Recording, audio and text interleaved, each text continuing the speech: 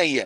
आणि त्यामुळे अशा पद्धतीने निगेटिव्हिटी माझ्याबद्दल करणं हे का पुन्हा मुलाला कदाचित तिथून MLA ला उभा करायचं असेल, मग त्या MLA ला उभा करायचं आहे तर वायकरांच्या विरोधात आता मी तुम्हाला माहिती आहे, मी त्या ठिकाणी माझी जी ताकद असेल, कामाची ताकद किंवा संघटनात्मक ताकद किंवा आणखीन काही मी जे काही चांगलं करेन त्याची ताकद ह्या 4 महिन्यात दिसून येईल ना.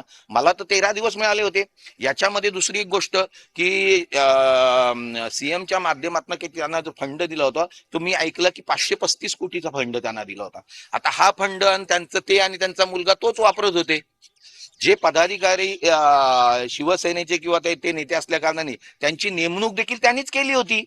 मला माहित नाही माझ्या समोर बसलेला कोण, माझ्या बाजूला बसलेला कोण, कोण हा पदाधिकारी इकडचा आहे का तिकडचा आहे. हे माझं देवाची कृपा, मतदारांचे आशीर्वाद याच्यामुळे 13 दिवसामध्ये जे करता येईल, एक रेप्युटेशन होतं, कामाचा ब्रँड होता आणि त्या अनुषंगाने निवडून आला. तिथे गेल्यानंतर मी देखील कामच करणार आहे.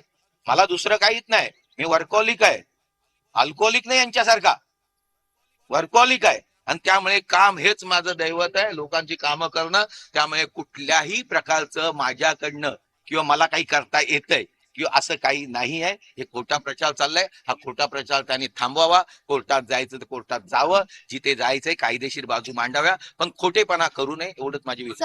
आरोप जे आहे त्यांच्यावर दबाव होता, आरोपवर दबाव होता, सारखे फोन येत होते, त्या वारंवार वॉशरूमला जात होता, असे सुद्धा काल आरोप करण्यात आले. संजय राऊतांनी आरोप केलेला आहे. एक कोण कोणाचा दबाव होता, काय होता हे तर मी काय सांगू नको शकत नाही. तुमच्यावर आता तुमच्या मालकाचा दबाव असेल किंवा काय मी सांगू शकतो का? मालकाचा दबाव तुमच्या कोणावर आहे किंवा काही आम्ही बोलू शकतो का? असू शकेल तुमच्यावरती, हे द्यायचं नाही ते द्यायचं नाही काय असेल, हे मी काही बोलू शकत नाही. त्याचं मी माझ्या बाबतीमध्ये काय असेल त्यांनी मला वाटतं तिथे संपूर्ण कॅमेरे लावलेले आहेत, टोटली कॅमेरे लावलेले आहेत. सर्व कॅमेऱ्याच्या ऑन कॅमेरा संपूर्ण चाललेला आहे. एवढे पोलीस आहेत. 20 उमेदवारांचे, जो उमेदवाराने आमच्या त्या मोबाईलची तक्रार केली त्याला 1000 तरी मतं पडलीत का हो? बघा, त्याला 1000 तरी मतं पडलीत का?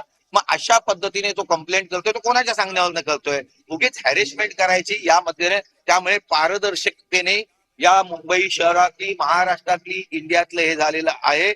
मग माझ्याकडनं जर असा मोबाईल असेल तर यांनी पण यांच्या इथे देखील जे निवडून आलेले जे उमेदवार आहेत, त्यांचे खासदार आहेत, तिथे पण यांनी असा प्रयोग केलाय का? तो देखील त्यांनी सांगावा.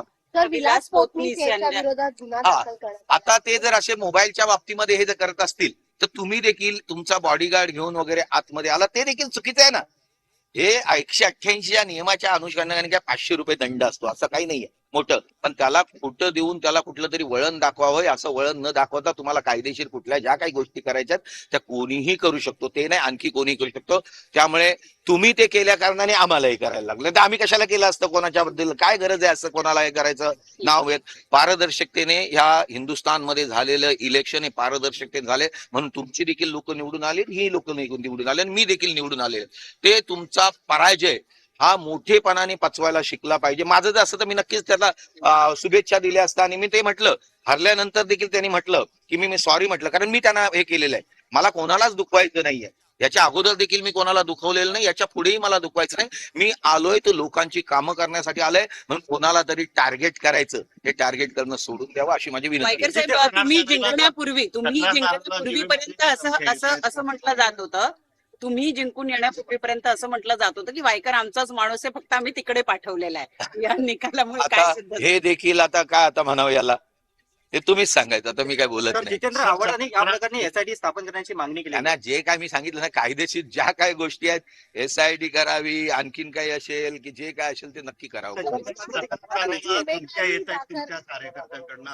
असं त्याने मग तसे त्याच्या नावाने कोणी जे धमक्या देतात त्यांनी कंप्लेंट करावी पोलीस स्टेशनला. तुम्हाला ज्यावेळेला उमेदवारी जाहीर झाली त्यावेळेला गजानन कीर्तीकर यांचं देखील नाव पुढे आलं होतं की ते अमोल कीर्तीकर यांना चुकी मदत करतायत. त्यांचे स्टेटमेंट देखील होते. विजयानंतर त्यांच्याशी काही बोलणं झालं किंवा त्यांनी नाही बोलणं झालं, नाही झालं बोलणं. सर, राज ठाकरे यांची आज भेट घेतली. ही भेट नेमकी कशासाठी होती? या भेटी मी आत्ताच सांगितलं, ही सदिच्छा भेट होती. या सर्वच चर्चा होणार, काय झालंय काय चाललंय सर्वच होणार. नाही, मन की आणि जन की बात नाही. जी बोलतोय ते मी माझी बात सांगतोय. आपण शपथ घेणार का? जाणार तुम्हाला मी मगाशीच म्हटलं ना की ह्या काही शपथ काय आईची शपथ किंवा वडिलांची शपथ किंवा आणखी कोणाची शपथ नाही, देवाची शपथ वगैरे नाही आहे. देवाची शपथ तिथे त्या कायदेशीर रूपाने असेल ती मी ती घेणारच आहे तिथे. त्यामुळे एक जिंकून आलेलं आहे, मला सर्टिफिकेट दिलेलं आहे. कायद्यामध्ये जे आहे ते रूल प्रमाणे सरळ चालणार आहे. नाही विचारा, जे काय विचारायचे ते बिनधास्त विचारा. हा हा प्रेस कॉन्फरन्स